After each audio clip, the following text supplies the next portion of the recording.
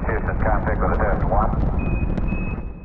Hello, it's Scott Manley here. We just had the launch of a mission called Al-Amal, or HOPE, a spacecraft developed by the United Arab Emirates targeting a Martian orbit with a pile of instrumentation to study the Martian atmosphere. Now, the UAE haven't had a long history of space exploration, but this is part of a drive by the nation to transition its economy away from oil and towards a sustainable knowledge-based economy. Last year, the UAE sent its first astronaut to the ISS. Hazza Al-Mansouri launched on Soyuz MS-15 and then returned to Earth 8 days later on Soyuz MS-12. While it's a UAE-led and funded mission based out of the Mohammed bin Rashid Space Center in Dubai, it leans heavily on international partners, including the universities of Berkeley, Boulder, and Arizona State in the United States. And the launch itself is going to be carried on a Japanese H-2A rocket built by Mitsubishi. So the spacecraft is about 550 kilograms and it carries about 800 kilograms of hydrazine propellant for the propulsion system. It's going to go into a high Martian orbit for a multi-year mission, and it's equipped with 3 primary imaging systems. There's a camera called the Emirates Exploration Imager, or EXI, which will give you image resolution of about 8 kilometers and uses 6 bandpass filters to measure the distribution of ice, aerosols, ozone, and other important species in the atmosphere. There's the Emirates Mars Inter-Infrared Spectrometer, or EMIRS, which will basically do infrared spectroscopy and provide detailed temperature profile of the Martian atmosphere, while the Mars Ultraviolet Spectrometer, or EMUS, will look at the Martian thermosphere, where Mars's atmosphere is slowly leaking away into deep space.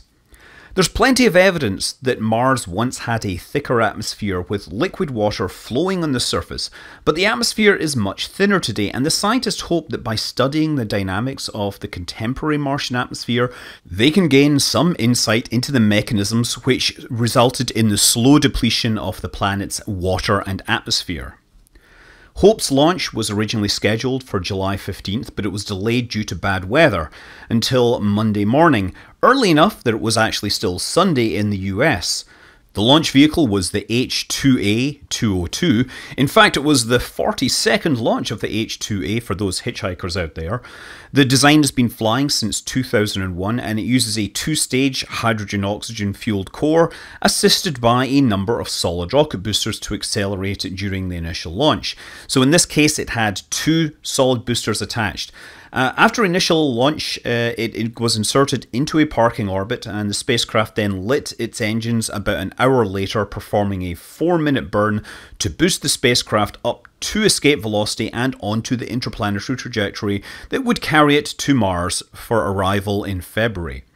After the spacecraft separated, the upper stage was seen to perform a propellant dump, and this was actually captured on the ground by astronomers, so you can see these great clouds of hydrogen and oxygen evaporating off into space.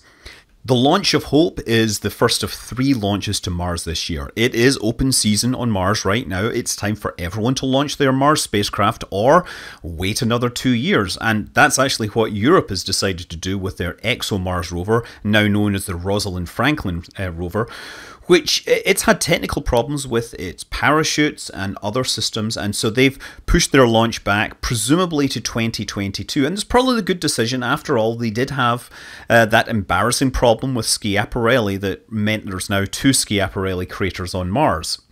I'm sure that you're all familiar with the concept of launch windows and how for interplanetary trajectories there are limited times when the configuration of the planets allows transfers. But I actually want to talk about this in a bit more detail before I talk about the other Mars missions. It's commonly misstated that these windows are when the planetary motion carries Mars close to the Earth. But it's not the proximity of Mars to Earth that matters, it's the velocity required for that transfer orbit. So there's actually a really good tool for explaining this. They're called Porkchop Plots. These are 2-dimensional charts, and they show the velocity required for a mission based upon their launch date and the mission duration. What's done is that the x-axis is a time for when you leave Earth, and the y-axis gives you the time for when you arrive at your target. So you can figure out the location of your departure and the location of your arrival.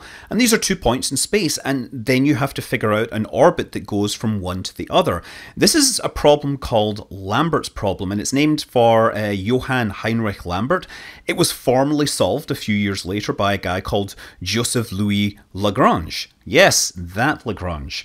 So once you figure out that transfer orbit, all you do is you subtract the velocity of the Earth from the velocity of the orbit at the start point, and that tells you what kind of change in velocity you need to escape the Earth with so that you can arrive at Mars. And this velocity is actually the velocity at infinity. If you're actually calculating a spacecraft trajectory, you then have to start with the spacecraft in low Earth orbit and figure out how much energy it needs to escape the Earth with this residual velocity. And this is actually an equation that involves kinetic energy, so it turns out that a lot of the Porkchop plots will show you velocity squared, since kinetic energy uses velocity squared. In astrospeak, it's called C3, which is your energy at infinity.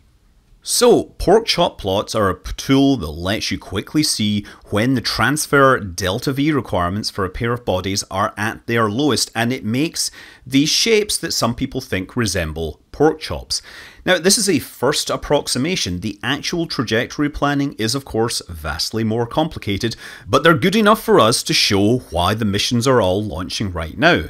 The same math, incidentally, can also be used to calculate the arrival velocity at the destination. You just subtract the different orbit velocities. And that can also be important because some mission designs require spacecraft to, say, go into orbit and slow down. And if your arrival speed is too high, it might be beyond the capabilities of the spacecraft to decelerate.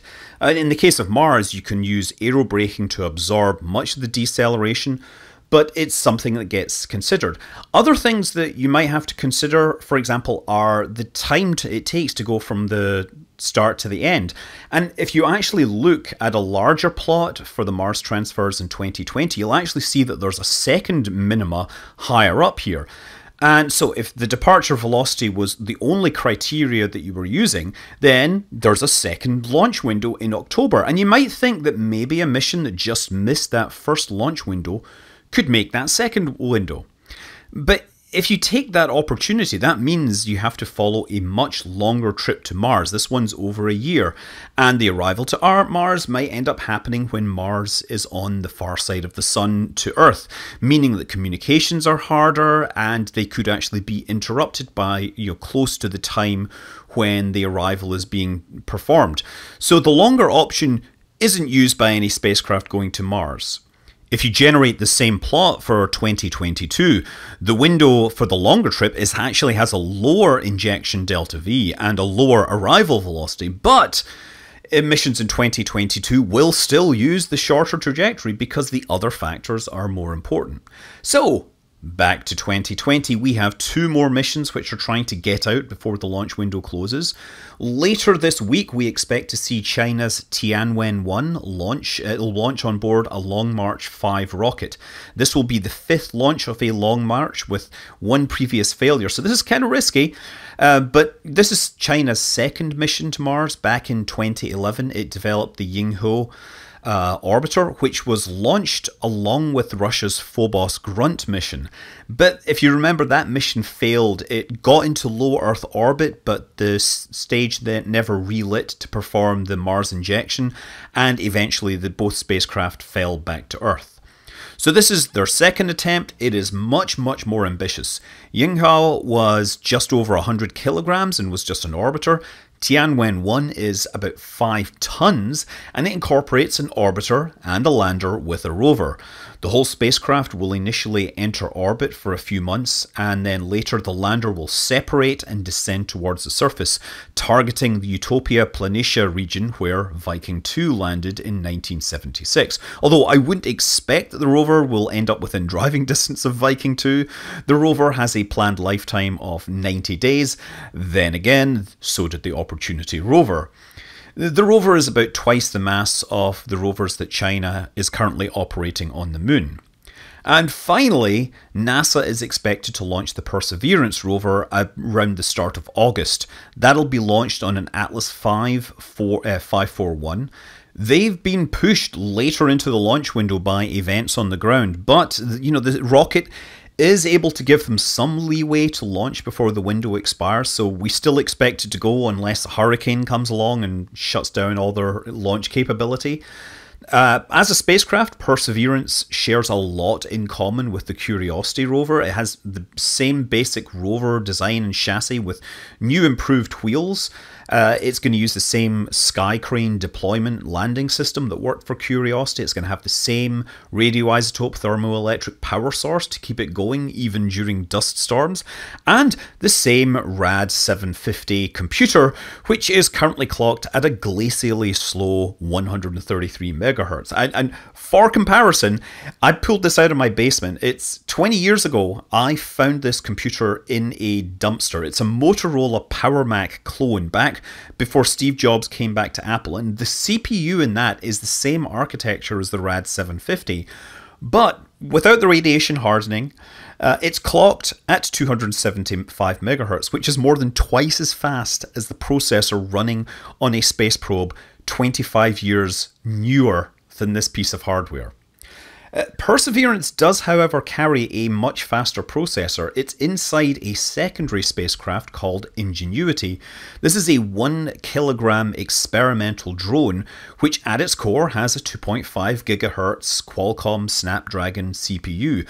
Because it's a drone and it needs to be able to perform real-time image processing to identify landing sites and navigate while flying around and surveying the landscape. And I'm really looking forward to see this first helicopter flying on another planet. And a big part of Perseverance's mission beyond its instruments is to support another spacecraft which hasn't even been built. In fact, it hasn't even been approved yet.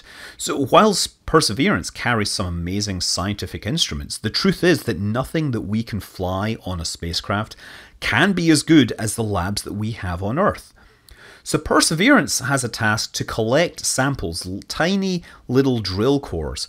It's going to pack those up in sealed metallic tubes, and then it will stash these on the landscape so that a future Mars sample return mission will be able to land, pick up these samples, load them into a rocket, and then return those to orbit, where they can then be returned to Earth and processed in labs to tell us all sorts of fascinating information about Mars.